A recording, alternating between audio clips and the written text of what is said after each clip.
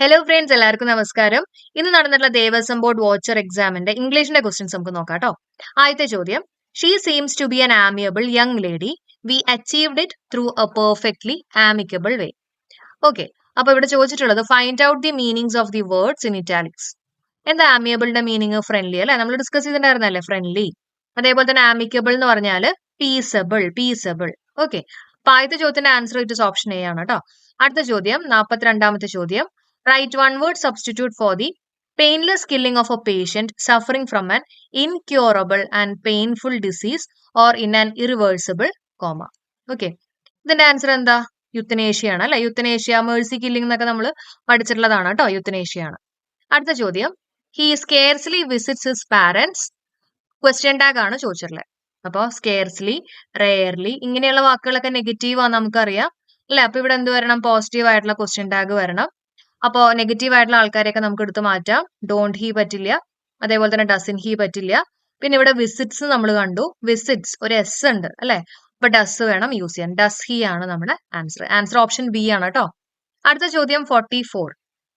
She left the firm because she couldn't agree dash its marketing policy. അപ്പോ agree with someone ആണ്. Agree with someone, agree to something. Okay, അപ്പൊ ഇവിടെ ഒരാളെ കുറിച്ചല്ല പറഞ്ഞിട്ടുള്ള ഒരു മാർക്കറ്റിംഗ് പോളിസിയാണ് അല്ലെ. അപ്പൊ എഗ്രി ടു ഇറ്റ്സ് മാർക്കറ്റിംഗ് പോളിസിയാണ് ആൻസർ ആയിട്ട് വരുന്നത്. അടുത്ത ചോദ്യം, ആന്റണിം ഓഫ് ഫെയിം. ഫെയിം എന്ന് പറഞ്ഞാൽ എന്താ? നമുക്കൊരു ഒരു ഓണർ കിട്ടുക, ഒരു റെപ്യൂട്ടേഷൻ കിട്ടുക എന്നൊക്കെ ഒരു മീനിങ് ആണ് അല്ലെ. ഇതൊക്കെ അതിന്റെ സിനണിംസ് ആയിട്ട് വരുന്ന വാക്കുകളാണ്. Fame, honour, repute. അതുപോലെ തന്നെ അതിന്റെ ആന്റണിം ആണ് ചോദിച്ചിട്ടുള്ളത്. അപ്പൊ ഒരു നെഗറ്റീവ് എന്നുള്ള രീതിയിൽ ഡിസ്ഗ്രേസ് ആണ് ആൻസർ ആയിട്ട് വരുന്നത് അല്ലെ. It's option C.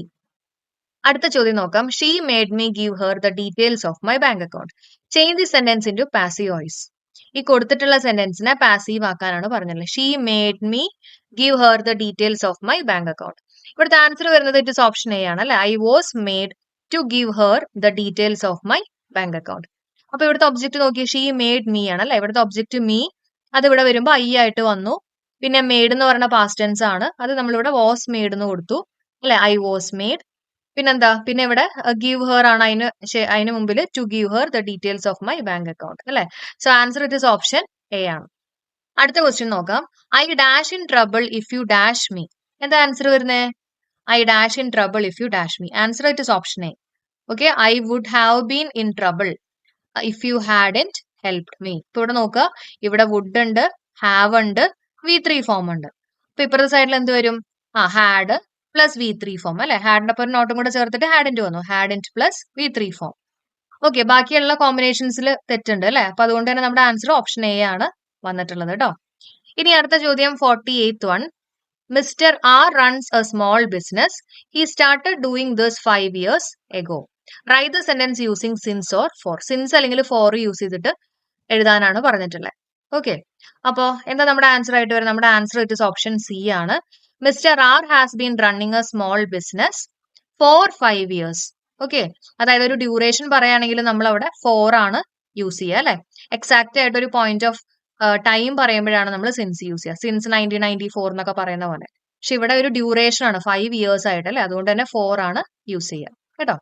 അടുത്ത ചോദ്യം, where are you going for your summer holiday? I asked my cousins. Change the sentence into indirect speech. Indirect സ്പീച്ചിലേക്ക് ആക്കാനാണ് പറഞ്ഞിട്ടുള്ളത്. ഓക്കെ, ഇതൊരു ക്വസ്റ്റ്യൻ ആണ്. നമ്മൾ പലപ്പോഴും ഡിസ്കസ് ചെയ്തിട്ടുള്ള ഒരു ചോദ്യം തന്നെയാണ് കേട്ടോ. ഈ ഒരു കൺസെപ്റ്റ് ബേസ് ചെയ്തിട്ടുള്ള ചോദ്യം തന്നെയാണ്. അപ്പൊ ഡയറക്റ്റ് ഇൻഡയറക്ട് സ്പീച്ചിലേക്ക് ആക്കുമ്പോൾ എന്താ സംഭവിക്കുന്നത്? അവിടെ നമ്മൾ ക്വസ്റ്റ്യൻ ഫോമിലായിരിക്കില്ല, ഒരു സ്റ്റേറ്റ്മെന്റ് ഫോമിലാണെന്നൊക്കെ നമ്മൾ പറഞ്ഞിരുന്നതാണ്. വേർ ആർ യു ഗോയിങ് അല്ലെ. അപ്പൊ ഇത് പ്രസന്റ് കണ്ടിന്യൂസ് ടെൻസ് ആണ്. അപ്പൊ അതുകൊണ്ട് തന്നെ ഇവിടുത്തെ ആൻസർ വരേണ്ടത് answer it is option A ആണ്. I asked my cousins where they were going ആണ് അല്ലെ. Where they were going. ഈ WH വാക്കിന് ശേഷം ആദ്യം സബ്ജക്റ്റ് വന്നു, അതിനുശേഷം മാത്രമേ ഓക്സിലറി വെർബ് വന്നിട്ടുള്ളൂ. അടുത്ത ചോദ്യം നമ്മുടെ ലാസ്റ്റ് ക്വസ്റ്റ്യൻ ആണ്. I dash a new flat last year but I dash my old house yet. Use the correct tense form. Last year ആണ്. അപ്പൊ അതുകൊണ്ട് തന്നെ നമുക്കറിയാം അവിടെ പാസ്റ്റ് ടെൻസ് ആണ് അല്ലെ. സിമ്പിൾ പാസ്റ്റ് ടെൻസ് വേണം യൂസ് ചെയ്യാൻ. നമ്മുടെ answer it is option D ആണ് കേട്ടോ. I boat A new flat last year. Boat ആണ്, സിമ്പിൾ പാസ്റ്റ് ടെൻസ് യൂസ് ചെയ്തു. അതേപോലെ തന്നെ യെറ്റ് കാണുമ്പോൾ നമുക്കറിയാം അത് പ്രസന്റുമായിട്ട് കണക്ഷൻ ഉള്ളതാണ് അല്ലെ. അപ്പൊ അതുകൊണ്ട് തന്നെ അവിടെ നമ്മൾ യൂസ് ചെയ്യുന്നത് പ്രസന്റ് പെർഫെക്റ്റ് ടെൻസ് ആണ്. But I have in sold my old house yet.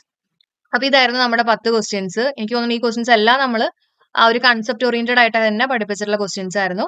അപ്പൊ ഈ ഒരു എക്സാം എങ്ങനെയുണ്ടായിരുന്നു എല്ലാവരും ഒന്ന് കമന്റ് ചെയ്യാം കേട്ടോ. അതേപോലെ തന്നെ ക്ലാസ് യൂസ്ഫുൾ ആയിട്ട് തോന്നിയിട്ടുണ്ടെങ്കിൽ ലൈക്ക് ചെയ്യാനും സപ്പോർട്ട് ചെയ്യാനും ഫ്രണ്ട്സിനൊക്കെ മാക്സിമം ഷെയർ ചെയ്യാനും മറക്കല്ലേ.